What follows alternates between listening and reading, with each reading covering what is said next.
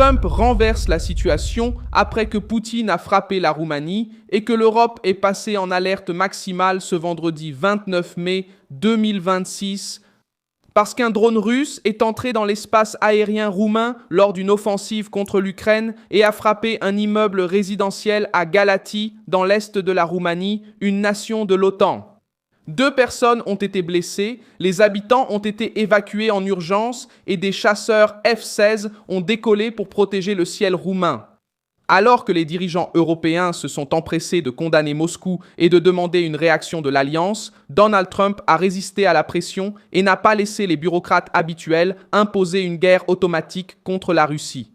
L'Europe a appelé à une défense collective, révélant une réalité troublante. Malgré ceux qui parlent depuis des années d'affronter Vladimir Poutine, beaucoup dépendent toujours de la puissance militaire américaine quand le feu se rapproche de la frontière. Qu'est-ce que Vladimir Poutine a essayé de tester? Pourquoi l'Europe a-t-elle paniqué? Comment Donald Trump a-t-il renversé la situation? Je vais tout expliquer tout de suite. Si tu aimes ce genre de contenu direct et sans détour, pense à t'abonner car ici il y a des vidéos comme ça tous les jours. L'attaque a eu lieu la nuit, alors que la Russie lançait des drones sur des cibles ukrainiennes proches de la frontière roumaine. Un de ces appareils a pénétré l'espace aérien roumain et s'est écrasé sur un immeuble résidentiel à Galați, dans le sud-est de la Roumanie, près de l'Ukraine et du Danube. L'explosion a provoqué un incendie, a amené les équipes de secours sur place et a obligé l'évacuation de dizaines d'habitants. La Roumanie a confirmé la violation de son espace aérien, a convoqué une réunion de sécurité et a appelé l'ambassadeur russe à fournir des explications. L'OTAN a condamné l'action et a promis de renforcer la défense du territoire allié. La première réaction de la gauche a été d'essayer de mettre l'affaire sur le dos de Trump. Le scénario est connu. Si le président répond immédiatement par la force, on l'accuse de vouloir une guerre mondiale. S'il attend l'enquête militaire et diplomatique, on l'accuse de faiblesse. Trump n'est pas tombé dans ce piège. Il a clairement indiqué qu'une crise impliquant l'OTAN, des drones, des Russes et le territoire européen ne peut pas être décidée, ni par des cris sur les réseaux sociaux, ni par des commentateurs cherchant à pousser les États-Unis vers une nouvelle escalade sans fin. La Roumanie n'était pas sans défense, du moins sur le papier. Le gouvernement roumain a déployé des chasseurs F-16, mobilisé des avions de soutien et maintenu des pilotes autorisés à agir contre des cibles dans son espace aérien.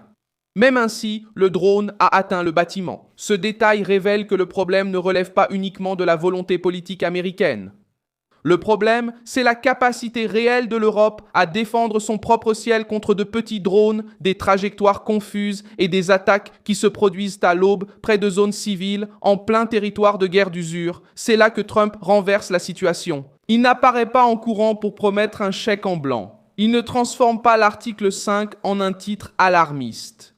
Et il ne laisse pas l'Europe externaliser sa propre sécurité une fois de plus. La Roumanie est membre de l'OTAN. L'Europe a des gouvernements, des généraux, un budget, une industrie, une frontière directe avec la guerre et des discours fermes contre Moscou. Quand le drone frappera-t-il Galați? La question qui dérange Bruxelles n'est pas seulement ce que Washington fera.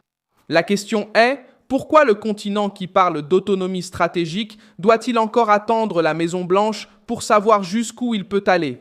Poutine a aussi testé la limite. Même si Moscou affirme que la cible principale était l'Ukraine, la responsabilité politique incombe au Kremlin.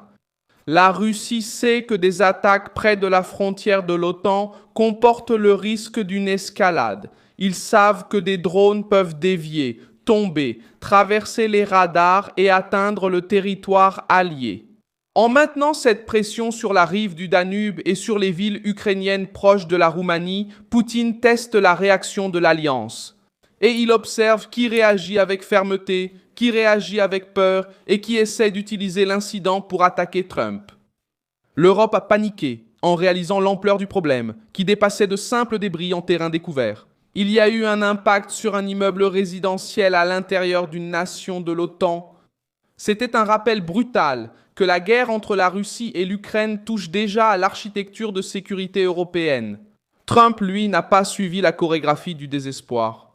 Il a préservé le pouvoir américain, a évité une déclaration précipitée et a laissé l'OTAN gérer d'abord avec les bons mécanismes, enquête, consultation, renforcement de la défense aérienne et pression diplomatique sur la Russie. L'article 4 de l'OTAN existe pour ce genre de moment. lorsqu'une nation alliée estime que sa sécurité a été menacée et appelle les autres membres à des consultations.